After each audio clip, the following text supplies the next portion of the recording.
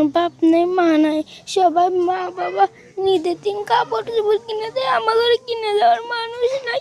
অভাব আর অনিশ্চয়তার মাঝে সিরাজগঞ্জের রতনকান্দি ইউনিয়নের 3 এতিম শিশুর জীবন কাটছিল বৃদ্ধ দাদা দাদির আশ্রয়ে। নুন আনতে পান্তা ফোরানো সেই সংসারে সোহাগ, সুমাইয়া ও আমিনার ভবিষ্যৎ ছিল অন্ধকার। তবে গেল 31 মার্চ আনন্দ টেলিভিশনের পর্দায় তাদের এই জীবন সংগ্রামের চিত্র ফুটে ওঠার পরই শুরু হয় পরিবর্তনের গল্প। প্রতিবেদনটি নজরে আসে প্রখ্যাত সমাজকর্মী মামুন বিশ্বাসের। তিনি শিশুদের এই করুণ অবস্থা সামাজিক যোগাযোগ মাধ্যমে শেয়ার করলে দেশ ও দেশের বাইরে থেকে অসংখ্য মানুষ সাহায্যের হাত বাড়িয়ে দেন। বিস্ময়করভাবে মাত্র 2 দিনের মাথায় সংগৃহীত হয় 3,09,000 টাকা। শুধু এককালীন অর্থই নয়, নিশ্চিত করা হয়েছে প্রতি মাসে 8,000 টাকা করে নিয়মিত সহায়তা।